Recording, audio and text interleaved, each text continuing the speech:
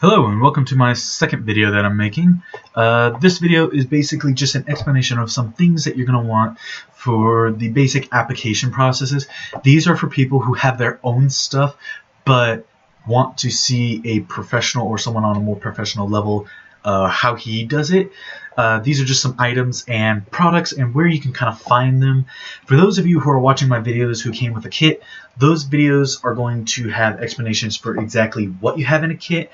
More than likely, I'll be opening up one of the kits I have at home here to show you exactly what you have and just how to do it based on what I know you have as the customer. But this is a video for some things for those who have their own items or do their own kind of stuff, like they have their own foam latex you bought from someone else. These are some things that I will probably be using most, and just some things that are good to have on hand if you want to be a special makeup effects artist. Say you want to do this on a professional level, these are some things that I always have on hand just in case. So I've got a little pile of things here, and number one thing I'm going to show you is you're going to want, if I don't drop it, you're going to want monster clay. You can get this on just Googling monster clay. I recommend going through just any basic special effects artist makeup place.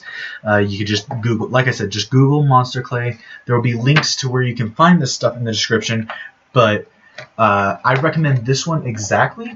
What's nice about it is it never dries out. I've got 3 containers everywhere in my room. I've got 3 containers of it in my room.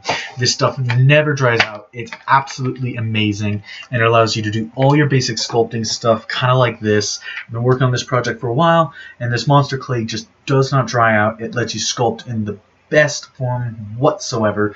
So I recommend having monster clay on hand. It's actually not expensive if I'm correct. I think for 2 of them it cost me about 20 to 30 bucks. That's just a rough estimate, but this stuff is great to have on hand for the sculpting half of things. And sculpting tools you can find anywhere for like Michael's, Joann's, and it's just very simple sculpting tools such as these little, let me grab the like just these little different things, stuff like this. Just find little kits. They always come in kits, and that's like probably $5 to $10, $15, depending how big of a kit you get. But all you need is just a very simple kit for that. Those are some tools I'll have for sculpting. Now for the application parts, these are some things you're going to want. You're going to want witch hazel. Sorry, my lighting's horrible. You're going to want witch hazel. This is just a knockoff brand from a store I used to work at, Shopco. You can get this at any drugstore, I think. I found it in the pharmacy department, so you can find it at any drugstore, any pharmacy, Albertsons, any town, country kind of like store, anything like that, you can find witch hazel. And what witch hazel does is when you're using your edges, it kind of melts away the edges just a tiny bit, allowing it to be thinner, easier to blend into the skin to make it look more real. And that's what witch hazel is good for. I use it mostly on certain projects, but if I can from the beginning when I make a project, I'll try to keep the thin layer first. But it's always good to have that on hand just in case you mess up and you need witch hazel to thin it out. Paint thinner is another good one, but I don't highly recommend that for that purpose, just because it's a lot more flammable. It's a little more dangerous. Not that witch hazel isn't flammable, but it's a lot safer and an easier bet to use, not to mention a little cheaper than paint thinner. Paint thinner will be needed for another thing, but we're not going to worry about that. I don't recommend you getting it right now unless I do end up telling you to get it, but that's more for the creation process of certain things. Right now, witch hazel is a really good thing to always have on hand. So, witch hazel is something you're going to want. Next is this wonderful little stuff. I don't know how to make it. I don't know where to buy it. I'm going to research, and I'm probably hoping to be able to put a link in the description for this. This is 244 fluid. That is what it is known as. No one has any other name, and only like 3 or 2 people in the entire world know how to make it. This stuff gets off something that we special effects artists call Bondo. It is a type of adhesive, and I probably won't be using a lot of Bondo until I figure out where to get even more of this stuff, because it's expensive. This stuff is a little more expensive, but If you want an application where the product will stay on really, really well, like you're going to be using it hardcore, like you're going to have a cut somewhere where you're going to have a lot of moving parts, you just don't want that thing to fall off whatsoever, Bondo's good, but you need this to get it off, because otherwise it's not going to be fun, and I'm not going to recommend anything without telling you how to get it off easily. So you're going to want 244 fluid. If you guys manage to find it when I can't, please let me know, because that stuff is good to have. Next, this is a little cheaper of a adhesive that you can get. There are very specific ones you're going to want to get. I recommend TraumaFx website for this. It's just spirit glue, or spirit gum.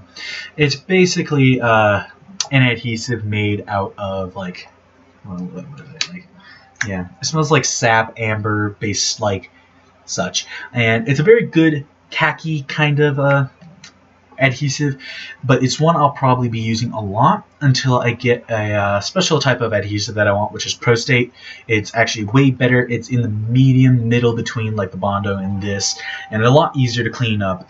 But for both this and like Prostate is a good one to get, and I'll also have links for that and this and TraumaFx website. They're a very good website to go to get some of this stuff. But I recommend Prostate and Spirit Gum the most, just because they're very simple, very easy, and just if you're doing anything for fun or very simple or anything light and not being used a lot, this will do the job just fine. However, if you do get that, you're going to want IPM Adhesive Makeup Remover. And this stuff you can buy at, like I said, TraumaFx. You can also get it at many other special effects areas, or just look up adhesive removers, and this stuff will pop up. And it's just good to have because it makes the whole getting it off way easier, instead of just sitting there with hot water running on your arm with soap and just sitting there forever scrubbing and using your nails. This, you just let it you let it soak there for 20 to 15 minutes, and it should just come off really easily. Apparently, the margarine works really well too. I used that once, and surprisingly, it did lighten it up quite a bit. But stop buttering your friends. Don't butter up your friends. Or yourself. Just get the adhesive remover. It's the best. It works actually really, really well, especially after some of my huge projects I've done where I put a whole face application on. This thing saved me a lot of trouble, trust me. Next thing you're going to want is rubbing alcohol. Now, for those who are doing this just for the fun of it, you can buy any rubbing alcohol that you can find in any store, like Albertsons, like I said. 91% will work. If you're wanting to do this on a more professional level, 99% is the best, but it's harder to find due to the alcohol content. It is very, very strong. There are certain rules on how to apply it to someone's skin. There are very, very specific things you have to have. This was 99% alcohol. Trust me, it burns when you put it on the skin. And even 91% burns when you put it on the skin. It hurts. You have to make sure the person that you're applying this to, their skin is used to this kind of stuff. And that goes for the adhesives as well. You don't want to put a ton of adhesive or rubbing alcohol on someone's skin who hasn't been acclimated or used to it for a very long time, because it can ruin their skin, and you can actually get in a lot of trouble for that. Trust me, it's a whole process. So I recommend a lighter alcohol content. 70% will work. It's actually probably better for a starting point for those who want to just do this for fun. But if you're wanting to do it on a professional level, you do have to be careful, because you get this into someone's eye, their mouth, ear, or anything like that. It just is not good.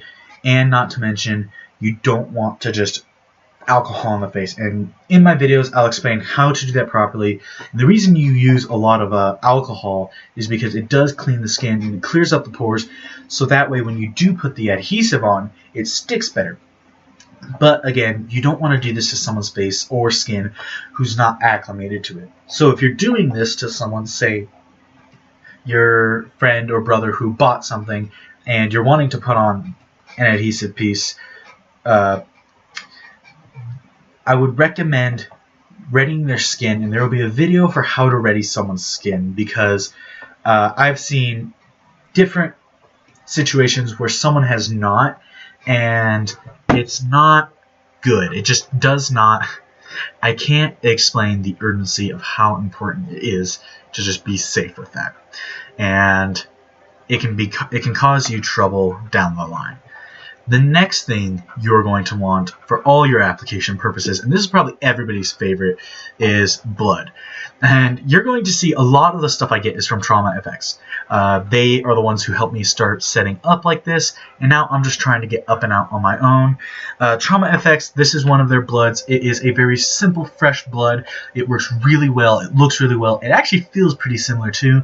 And your fresh blood, if you want to go there, if you're doing more trauma-based, this is the stuff you want. They have many different kinds. They've got zombie clotting blood.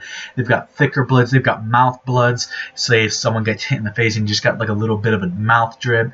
That way you're not putting this stuff in someone's mouth, because this is not something you want to put in your mouth. But at least the mouth blood, per se, you can actually safely put it in your mouth or around the face, wherever. And it sits really well. So blood is going to be probably wanted a lot on my channel, especially since I do more trauma-based right now. But there will be the occasional where you're going to need foundations, different standard makeups and or colors, because I do elder and face change based makeups. Also, I want to get into monster makeups where I make things look different. As you see, the profile picture is a monster that I did a while back as one of my first practices. It actually went pretty well. Probably redo one of those for a video down the line if anyone's curious or wants to just see how that worked, and I'll explain the whole story behind who the thing is. Another thing you're going to want, and this is another simple thing that you can just buy at a store, is you're going to want powder. Now, most of the time, for professional, you're just going to want talcum powder. That will work the best, but if you can't afford talcum powder, which is just a simple medical powder, I just buy Gold Bond. It works exactly the same. It's just baby powder. Any baby powder technically will work. All you need is just a white powder base, and this is for just fixing up, making sure things don't stick. A lot of the time, it's just a powder. That's all you need it for. And yeah, it's just a powder.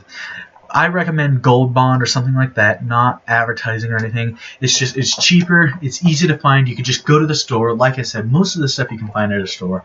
So talcum powder. Next thing you're going to want, and these are going to be really heavily wanted for the applications and the design part of it, is different types of sponges. And I'm going to try to show these as best as my lighting can let me. You're going to want different size pores, but the best you're probably going to want the most are just these little triangle-like ones that you can just tear up. You're going to want a ton of them because I tear up the edges. You never want sharp edges, but you're just that's explanations for later. You're just going to want these white ones at most, because they're going to be your makeup, just what you put down for your makeup. And a lot of you are probably going to be like, well, you're using stuff that doesn't make sense with makeup. I don't do things beauty style all the time. I probably will. I'll probably show some people how to do beautiful cosmetic makeup, because I need that. It's very heavy in this industry, and for those who want to get into this, I recommend a cosmetology school.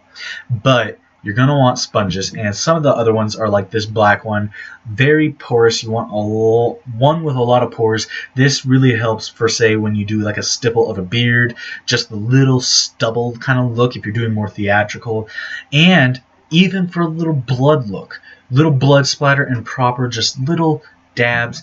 Even this one might even be better, where it's almost just all porous, and it just allows so much better detail.